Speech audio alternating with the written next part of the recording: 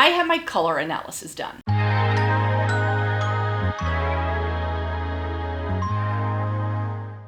Welcome to everybody watching today. Thank you so very much for joining me. Today I have a new video for you where I share my color analysis result. And because I know not everybody wants to wait, I'm going to put the result and discussing my result at the start of the video. And then in the second half of this video, I'm going to go into a little bit more of the nitty-gritty of things. I'm going to share a couple of answers to questions that I think some people might have if you're familiar with my content also over on my other channel. So there's going to be two parts of this video. If you're very impatient and you just want to know what color season are you, I'm a true spring. And that was unexpected. I have tried to do like color analysis in the past, and a lot of people have been leaving comments underneath a lot of my videos saying, I think you're this, I think you're that. And a lot of people who have seen my videos think I'm a soft autumn, muted autumn. That's sort of like the consensus in a lot of comments I've been getting over the years, is that a lot of people think that, but that was not my color analysis result. So true spring it is.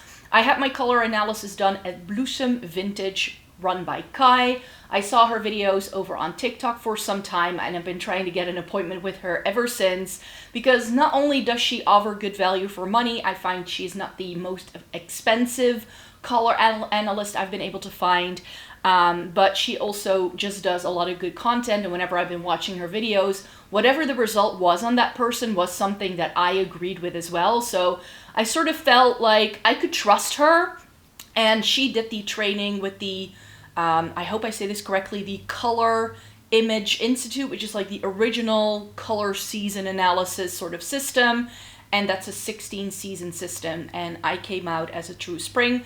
I did film the experience as well, but I was asked not to film the test, so I didn't do that. But in the second half of the video, I will have the sort of discussion of all of the colors and all of the comparisons of why things suit me, yes or no.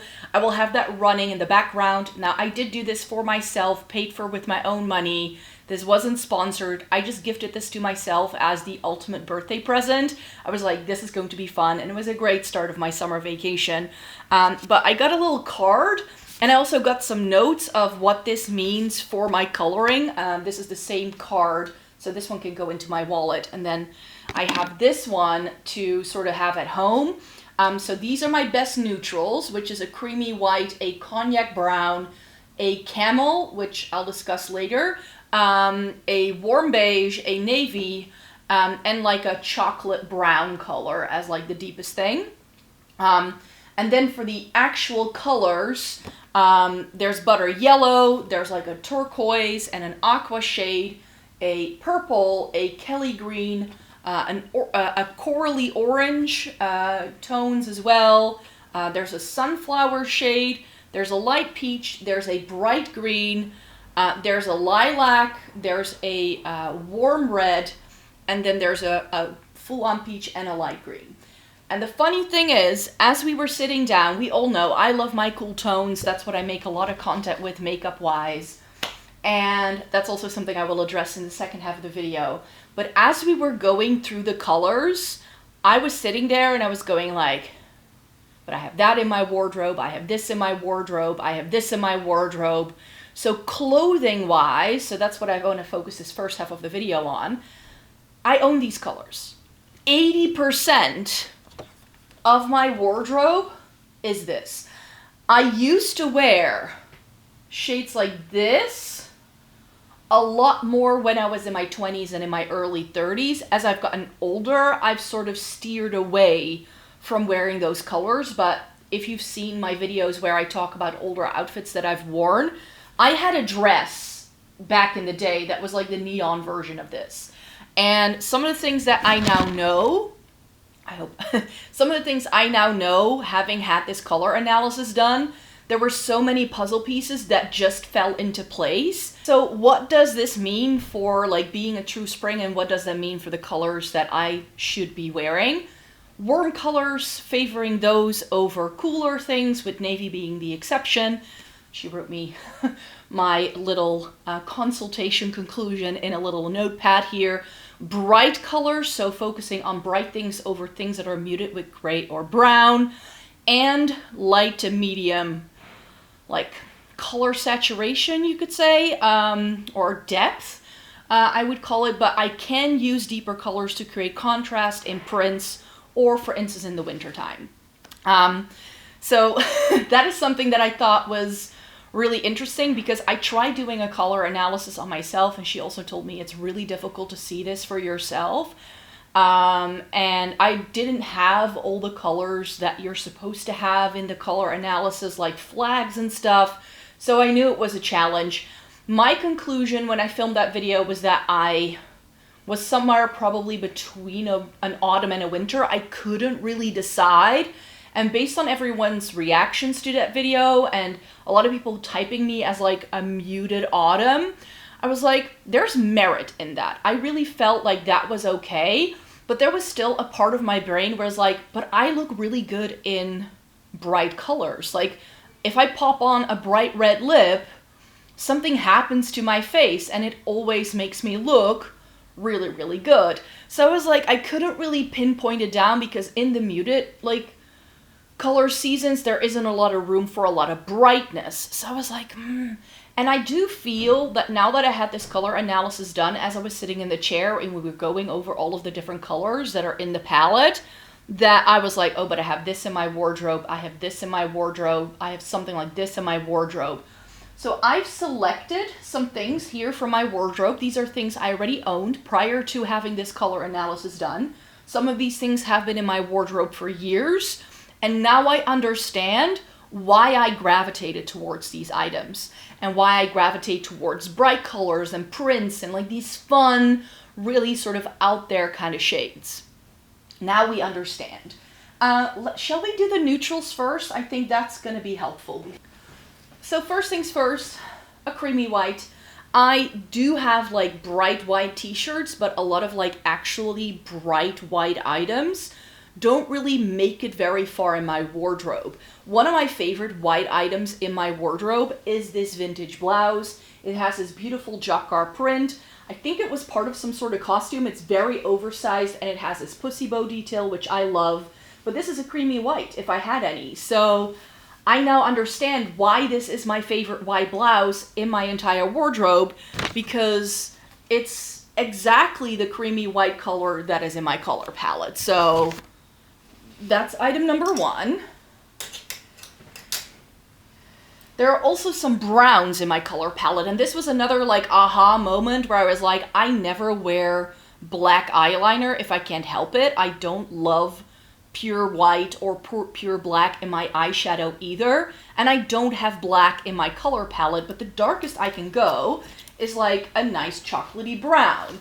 Now when chocolate brown became the trend, I started stockpiling that color. I think I've bought something in a chocolate brown shade in every single part of my wardrobe, from trousers to cardigans and sweaters, and I knew for sure that I needed some good brown items in my wardrobe. This particular thing I really love. It's a gilet that I got vintage through Vinted, and it's exactly that chocolate brown color. It depends on the light hits it with the fabric, how chocolate brown it looks, but it is a chocolate brown. And also why I've been liking the trend of like the deeper leopard prints that we were getting this fall. It just makes so much sense. Another thing that I can get away with is this like reddish cognac brown kind of thing. And I got this cardigan from Saison last fall with the matching trousers, which have this fun gingham print in that same sort of reddish brown tone.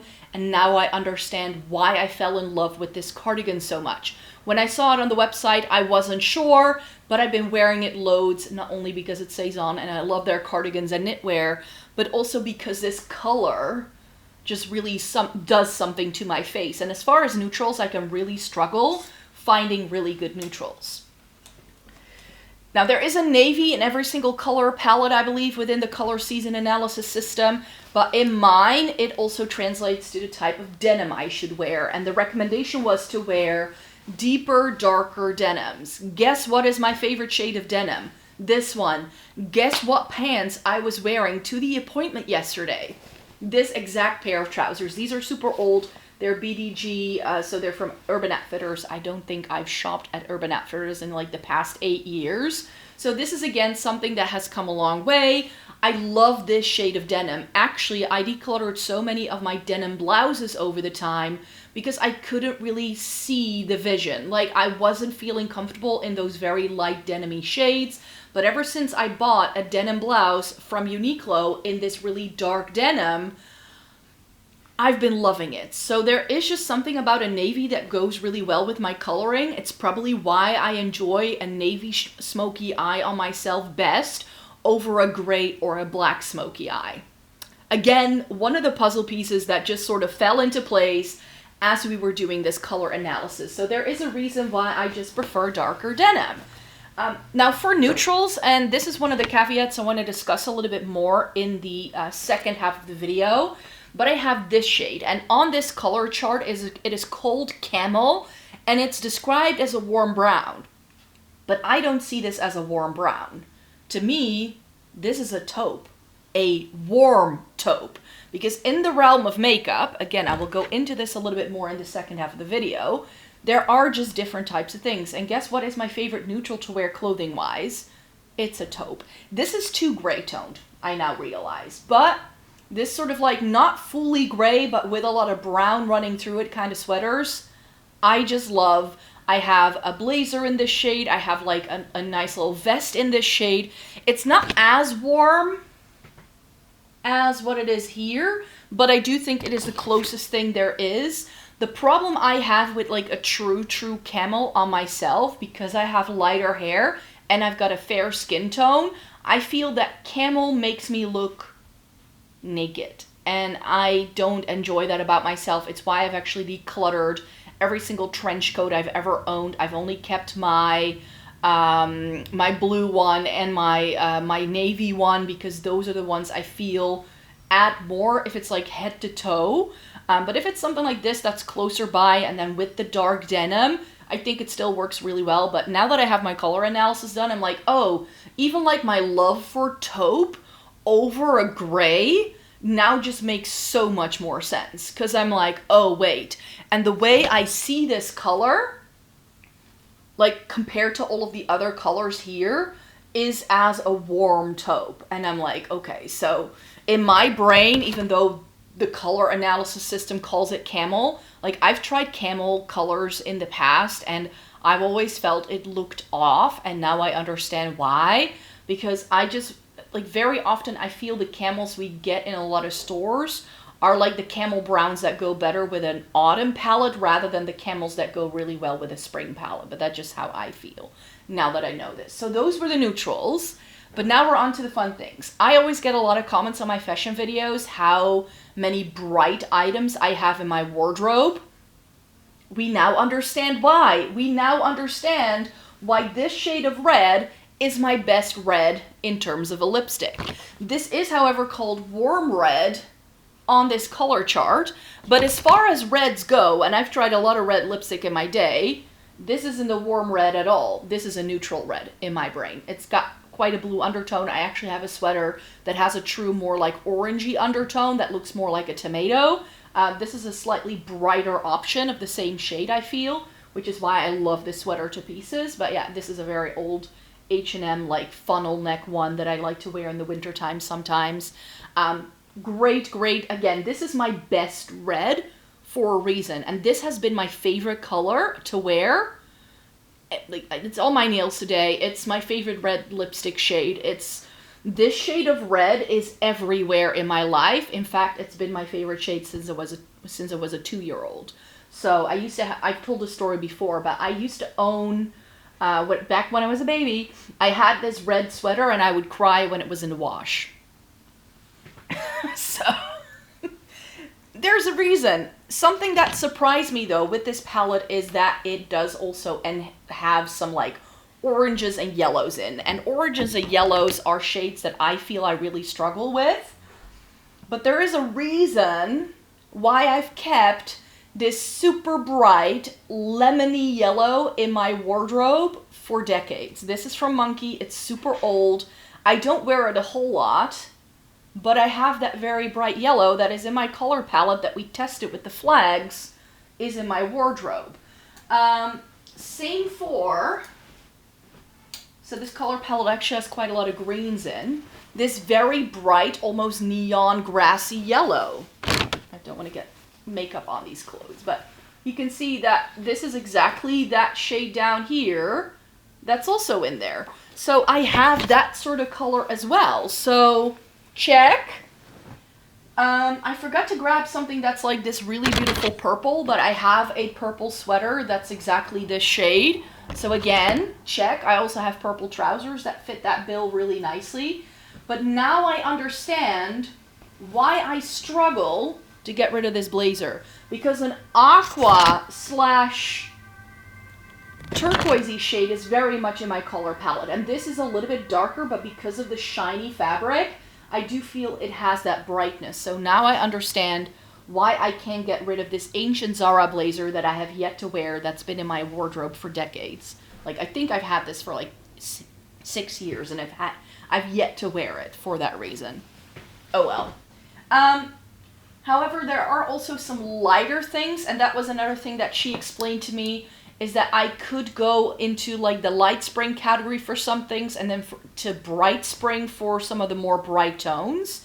But I have the two, like the light lilac, this is my favorite lighter shade ever. And then this is a little bit too gray toned, I guess, but it's close to this like, oh, it's actually really close to this very light sort of green that is also in my color palette. So I have that. And then again, as far as a yellow goes, this is actually one of my favorite yellow items in my wardrobe. Again, something I almost decluttered because I don't wear it that often because I don't have too many things to pair it with.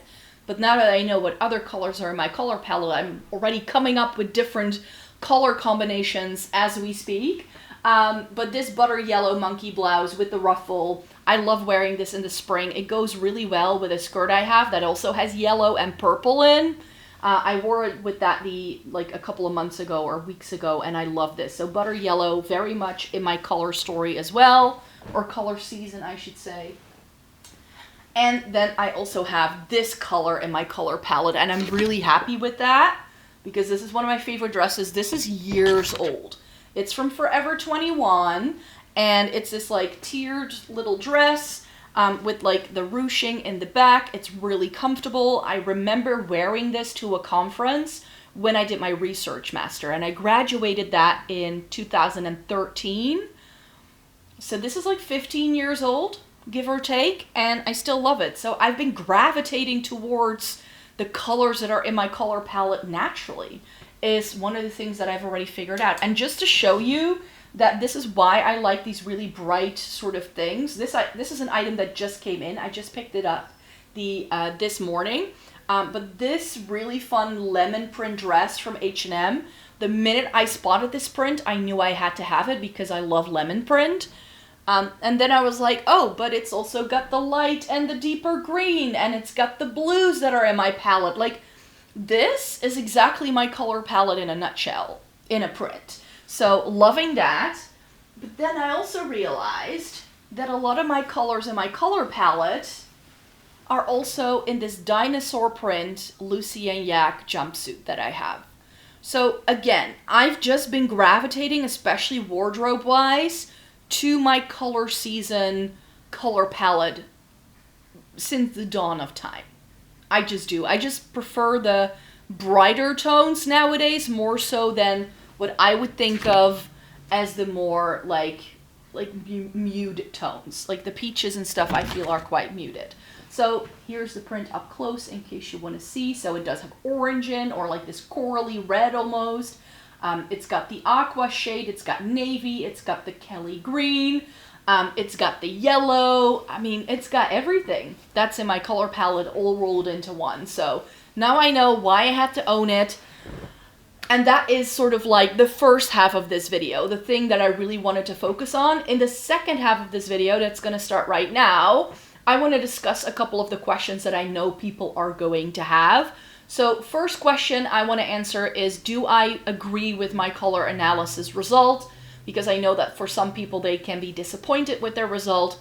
I very much am. As we were going through the session, I could really see like what it did to my face when I was like when some of the flags, when some of the drapes were held up to my face. So I do think that in terms of like color analysis and the sort of thing it's trying to achieve and trying to show you, I definitely feel this is spot on. So I definitely believe I'm a true spring, and that these are like my most harmonious colors. But that leads me to my second question that I want to give you an answer to, that I think people might have. Are these also your best colors? And that is something that I feel is very difficult to answer.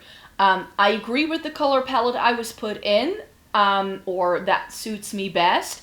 But one of the things that I feel, and as we were going through the session, I really felt that this is something I started to see more and more the longer the session went on, is what it's trying to do, which is to create harmony.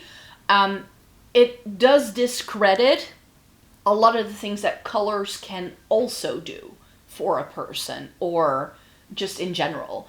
And I have just found through this experience that I also like a little bit of contrast. And I like things to not always be in harmony, complementary to each other.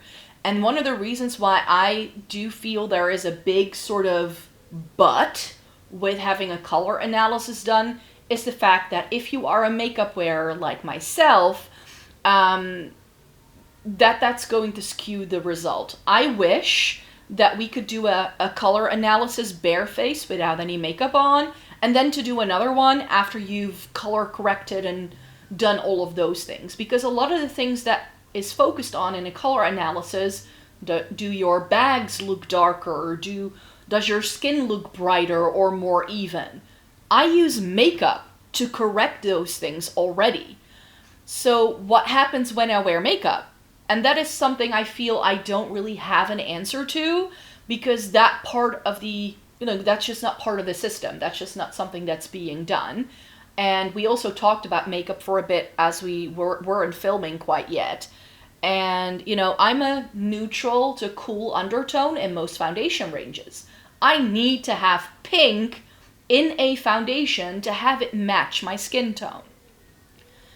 But that is something differently than what is being done with a color analysis, I now realize. So I do feel that color analysis is really good at giving you ideas of what colors of clothing you can wear, and especially like close to your face, but not so much what it will do for you makeup-wise. I do think that if I were to now exclusively focus on wearing these shades as part of my makeup looks, I don't think that would necessarily make me look or feel my best.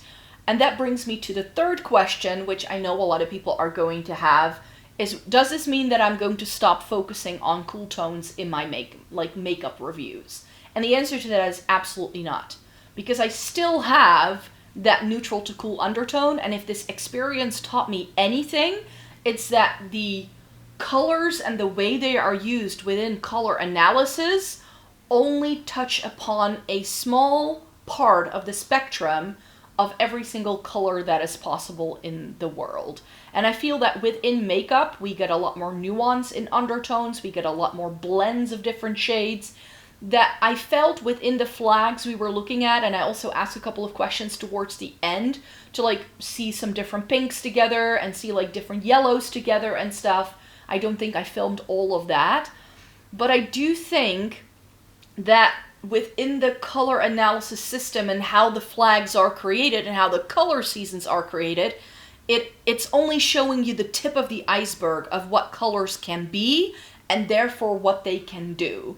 So that's why I feel that color analysis is trying to sort of, if you take color as a spectrum and it's this big, color analysis is only showing you this. It's only showing you a sliver. And within that sliver of colors, this is your little bubble that you can stick to. And I feel it just really discredits everything there can be. I was showing you that red sweater and telling you about the color of the color of red that is in this color story, and it's called a warm red. And I can see why they would call this a warm red, but I mentioned having tried so many red lipsticks in my day, I know what a warm red lipstick looks like. If I look at a range of MAC lipsticks or my Lisa Eldridge lipsticks, like I have the entire range of Lisa Eldridge's True Velvets. I know the nuance of a red, okay? Because there are a lot of nuanced reds in there. And I know that a red can have like a pinky undertone, it can have a blue undertone, it can have a more yellowy orange undertone. And within makeup, the orange undertones are going to be categorized as warm reds, the blue tones are going to be categorized as neutrals, and the pinky tones are going to be the cool tone things. And I'm like, but that doesn't really suit with the way the colors are presented within color analysis. And that's something I really realized, is that I look at that camel shade as a warm taupe, not as a camel. This is not just a light brown. Not even in this chart, in this print, it still looks a little bit more muted, and it even looks like it has a touch of gray to it, even though in the color analysis result I got, it's like, stay away from anything gray or brown undertoned. And I'm like, okay. So that is something that I feel like within makeup, there is a very different take on color than there is within color season analysis. And I think that, especially because in makeup, undertones and like what is cool tone and what is warm toned isn't even standardized, so it's why brands have different categories for every single thing, it feels. It's going to be a lot harder to like say like, okay, this is my color season analysis and then these are the shades I should wear. Because I feel that within makeup, there's actually a TikTok by Ask Ellen Beauty that I watched earlier today, where she was asked by a reporter about eye look maxing or eye maxing, which is apparently like, she said it's just using colors to enhance your eye look or your eye color, which is as old as time within the world of makeup. And if I look at the recommendations that are, for instance, in some of the makeup books I owned, which I bought when I first got into makeup, then the recommendations in there to sort of like make your brown eyes pop or make your blue eyes pop are almost opposite sometimes to what you will get out of a color analysis result. So that is something that I feel, you know, colors is a lot more nuanced than what color analysis is trying to show you. I'm sure that if you are into color analysis, or maybe you're a color analyst yourself, you may very much disagree with me. Like I said, I do not doubt my result. Clothing-wise, I've been going down this route for, well, as long as I've been buying clothes, really. So a lot of my favorites, a lot of the things that I really gravitate towards myself, especially within clothing, are already there. But I do feel that within the realm of makeup, there is a nuance to it. And that doesn't mean that I can no longer wear all those cool tones anymore that I enjoy so much. And I definitely think that within makeup, there are different parameters that we look for to determine whether a product is going to look right on you than within the realm of color analysis. So that means I'm still I already knew this going into it. Like, no matter what the result was going to be, I know what I like, but I've now just been confirmed why I like the things I like. And what I was saying, like, I always say I don't like black eyeliner on myself. I now know why. I now know why I like really bright, punchy colors in my clothing. But because I often already wear these really bright, punchy things in terms of clothing, it doesn't always translate then to the eye look or the way my makeup is going to look that day. Today I'm wearing something quite bright. Would I wear this with some of the bright items that I have in my wardrobe today? Yes, but it really depends. Like, what blush am I wearing? There was a color, and I do think, like, this, like, corally shade, I realized as we were, like, putting the drapes on, that I actually have quite a few shades of blush that are very close to that. I was like, okay, so that works as well, because I like those colors a lot for blush.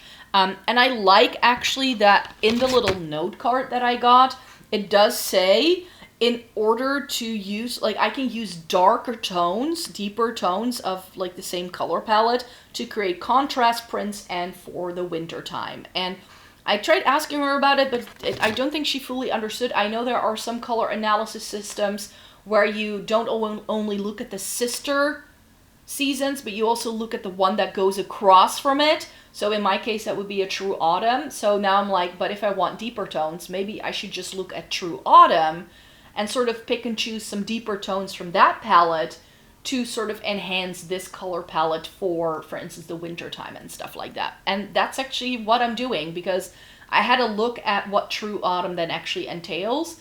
And I don't think all of the shades in that palette would suit me clothing wise, but I definitely think that things from that palette can work for me on that, like in that reason, for that reason as well. And I do have to say that as we were doing the comparisons, I felt the change in what it did to my face between a spring or an autumn shade was less dramatic than when it was like a summer shade and a spring shade for me.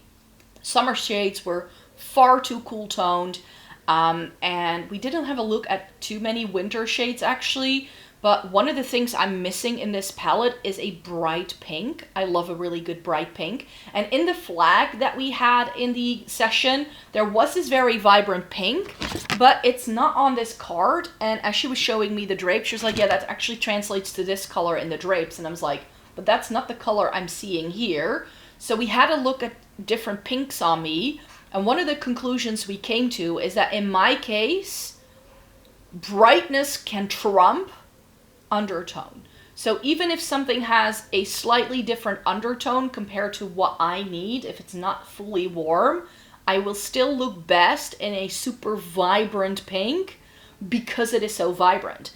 The minute it has the gray or the brown, especially these like very muted tones that you find in the autumn palettes, those didn't look right, because in my case, those bright shades work so well on me that that's actually going to trump sometimes what undertone the color has. So that's why we wrote down those 3 steps. Like at first, like make sure it's warm toned, but I can actually skip that step and just go for something really bright. Oh, I'm holding it upside down. So to go for the bright things, because those bright shades really look even better on me, and now I understand why these bright magenta and really bright hot pinks in lipstick colors look really good on me as well. I think also because it's like on my face and it's like this accent color. I think that looks right as well. But question number 4 that I think some people might have is, what does this mean for the future? Am I going to do a complete wardrobe overhaul? Does it mean I'm going to do my makeup in a completely different way? And the answer to that is no, as you may have gathered from my answer to the previous question. I have realized through this experience that like 70 or 80% of my wardrobe already suits this color palette. Or I already have a lot of shades that go with this. I just do.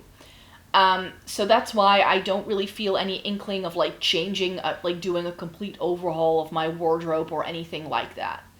I also don't feel I need to change my makeup all that much. And that has to do with what I was just talking about. I do feel there is a different way of looking at color within makeup than there is within color analysis. And to sort of drive that point home, you should understand, I don't want to call it subjective because it's not subjective per se, but there is actually serious research that was done into this. I am a linguist. After all, like I studied like how like language and how that works to get my degree. And one of the things I learned about when I was doing that degree, and if I can find the study, I'll link it in the description box down below, but there have been studies whether the way we are able to describe things, whether it skews our perception of the world. And one of the things the researchers looked at was color. And there are languages on this globe that have names for shades of blue, apparently it's especially blue, don't ask me why, that allows them to see those colors as well because they are able to name them. So the wider your vocabulary in terms of colors and what you can describe, the more you will be able to see certain things as well. One thing that really struck me within the different flags that we looked at, we also looked at yellows, is that within the color analysis sort of flags, at least the ones that we looked at yesterday, it was like, it was warm or cool, and then it was either like bright, spring and winter, muted, summer and autumn, and then summer was muted down with gray tones, and autumn was muted down with brown tones. And I was like, as I was sitting there, but what about mustard colors? Like mustard is yellow, brown, and green. What about the green tones? What about like a teal, which is a blue and a green together? I have blues and greens, like aqua shades and stuff. And to me, a turquoise, which is on the color palette, is a blue and a green like mixed. And it skews ever so slightly more green toned, but essentially it's a light blue. Teals as well, it's just a mix of blue and green. So why is that not in my color palette? That's something I don't understand. And another thing I don't understand is if I take the card, if I mix this brown, this purple, and this red, I would get a burgundy. So those mixes of shades, that's something that the color palettes don't really seem to account for. Like what happens, not if I wear all of these shades separately, like in a print they're mixed of course as well, but what happens if you mix these shades, which of course if you're an artist or if you're in makeup and you know how this works, because that can be done as well. I mean, you could mix this green with this yellow and you would get a like limey, chartreusey green, for instance. I mean, what happens if you blend, I don't know, the butter yellow with the lighter green? Like you can mix those shades as well. And I just feel that a lot of those in-betweeny kind of shades, that those aren't really accounted for. And we do have those a lot in makeup. I'm thinking of like my Melt Gemini palette and like things that are murky and grungy looking within the realm of makeup, that a lot of those like very sort of like in-betweeny kind of shades, that those are also not fully incorporated into what color analysis gives you. It's sort of like I already explained. If the entire spectrum of color is this, color analysis only looks at this, and then it divides that into 12 or 16 or whatever system you're using, because there are as many systems as well, I've now learned, as there are color analysis. And then fifthly, there is another question, like another thing and fifthly, I want to make another point here about one of the things that I think is a setback to color analysis, and this is something that I was really noticing as we were still doing the testing phase, which I didn't get the film for you guys, but in a lot of the colors and the way they are compared when you're first doing the testing phase, it's like to determine whether you're cool or warm. And I noticed that a lot of the warm tones were making me look a little bit yellow, and then a lot of the cool tones were making me look a little bit more, I would call it brighter, but the language that was used during the session was grayish. And I think that that's really where also, and I also think that that is part of why I sort of took a wrong turn when I was doing my previous color analysis myself. Something you need to understand about myself is because I'm very fair-skinned and I don't really tan, that I don't really mind looking pale. And therefore, I don't really mind it if colors make me look lighter than I actually am. In fact, I love it. And I do think that especially within Western makeup and some of the language that was also used during the session were words like, this makes it look like you've just come back from vacation, it's making you look healthier. But I myself, I was ill like over a decade ago with a condition that actually made me look yellow. So in my brain, if anything makes me look a little bit yellow, I associate that with being ill.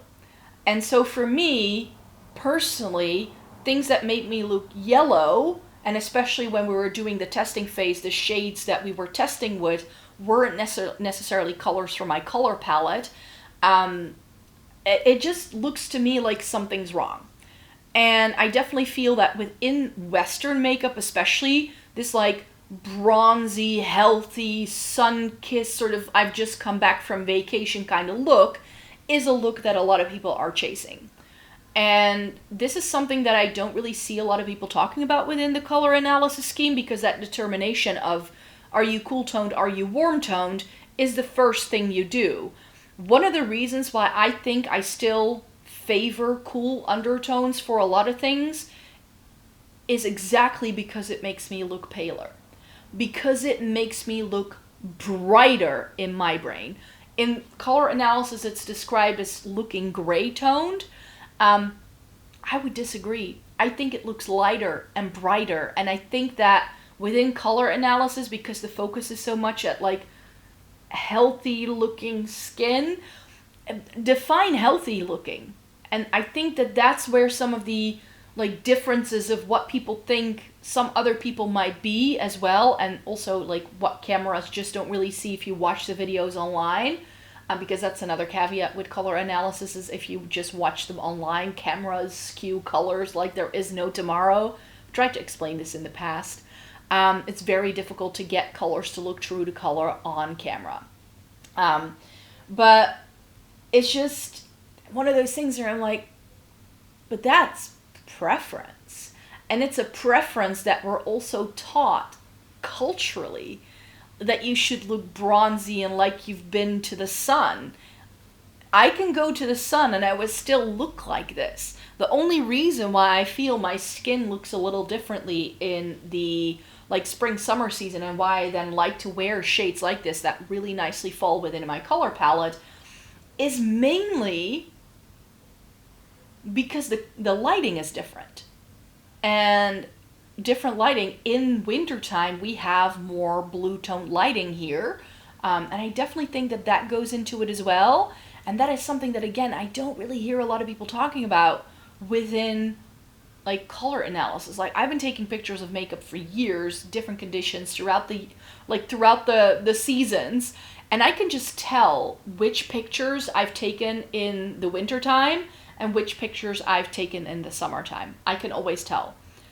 Because the winter pictures will have this bluish undertone.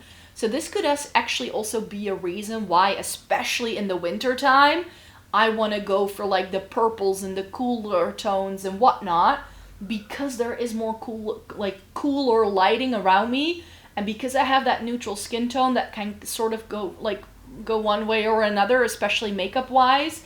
That could be another influence that I don't really see being accounted for. It could I'm not saying I'm going to get a different result if I had my color analysis done in the wintertime. I still think that my result with these colors and the way the color analysis is done is the same.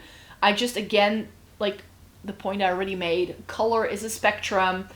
It's far more complex than what color analysis is trying to get you to do. So I definitely think that that's another caveat. Like, lighting changes, and with cooler tones, I definitely feel that in the West we're very trained to prefer bronzes and also more muted things, especially if you're a woman.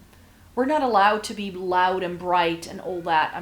I'm sorry if this is too feminist for you, but this is also something, and I think that that's also another reason why a lot of people wanted to put me into like muted autumn or soft autumn as a color palette. It's either because that's what the colors are that suit you. This is something that Kai also discussed with me during my session. Like, a lot of people will project the colors that they like to wear onto someone else.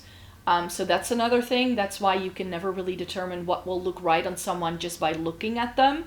And another thing that I think really skews our perception is, but when do things look better? And I already mentioned, like, if you wear makeup, that's going to influence what things look like on you, and you might be able to get away with a lot more shades once your eye bags are concealed or there's less redness in your face. Which, is the point of wearing makeup, which is why I think a color analysis, to really get the full spectrum, I think you should, to really get the full pictures of what colors look exactly what on you, there are different parameters that aren't really being taken into account. There are different ways of looking at things. There are different ways of looking at color. I don't necessarily feel I need to dress differently or I need to do my makeup all that differently. Like I said, a lot of the things that I already like and that I like doing already with my makeup and with my clothing, like 80% of it already lines up with my color palette. But I still love the cool tones. I still love the cool tones, but very often what I have also noticed in my reviews, I do tend to like the like brighter things and not like a cool tone with like a lot of gray in. I've mentioned in a lot of videos how I feel like grays can be a little bit boring, mainly because a lot of brands give us the same gray tones. And also grays can have different undertones. So there are certain elements where I'm like, not sure I'm gonna stick to that already, but you know, if I can stick to it like 70-80% of the time, then I'm good. And like I said, very often the colors from my color palette are already in my clothing. And because color analysis doesn't really take into account what happens to your colors when you're wearing makeup, and those things are that they look for in a color analysis are corrected. Like if you start looking at my eye bags, if I'm not wearing makeup, but if I'm wearing a full face of makeup and I'm wearing concealer and the eye bags are pretty much gone, how does that influence what colors I can wear? You know, and that is something that's still a question mark for me. I know that people who are specialized in color analysis will say that it doesn't matter, but then you should also do the color analysis with people wearing makeup. Like just have them do like a neutral eye or maybe just a bit of eyeliner instead of like doing this kind of like colorful eye look, and maybe don't have them wear a bright lip. But that those are things where I'm like, eye color, skin color, they are very sort of nuanced things, and I think they are different for everybody. And like I said, with color analysis, I loved having it done. It was a great process. Props to Kai, she was very professional and I really had a good time. But I do think there are caveats with color analysis that only tell you part of the story. So if you have a color analysis done and now think, I can only wear those shades, maybe not. And that's why I say my intention is to still wear these things 70-80% of the time. A lot of my favorite shades are already in there. And the fact that one of the recommendations I was given was to wear the deeper tones, the darker tones of these shades for like the winter time or to create contrast or as part of a print, I'm like, that's already what I was doing anyway. So again, the practices, like I said, a lot of the puzzle pieces of things that I like, of things that I'm gravitating towards naturally, there's a reason why I like them, and I've only now feel more solid in my choices, and I just now know, like, I just should wear the bright red lip more often than I now do, you know? I love a good bright red lip. It used to be my go-to, but I've explained in other videos as well, like, I tend to wear more colorful eyeshadow nowadays than I used to, and back in the day when I was wearing, like, a red lip every single day without fail, I was wearing neutrals exclusively, especially to work. So it took me a while to feel comfortable to know what like colors to put on my lids. That's the short end of it for sure. But yeah, I'm really happy with the outcome of this color analysis and the way it was done, and I'm happy with these colors. I can definitely make them work. My favorite red is in there. That was something that I was very nervous for. Like, what if my favorite shade of red isn't in the color palette that suits me best, you know? So there's definitely that. And I do want to end the video with one other like thing, that one of the reasons why I'm going to ignore some of the advice from the color season analysis I now have, and that is the fact that color season analysis only looks at harmony. And I like contrast. I like contrast in my life. I like contrast in colors. I like things where there's just this little bit of that makes you go like, is that quite right? So I will still wear a pastel baby blue even though it's not in my color palette, but I'm gonna wear it with the chocolate brown.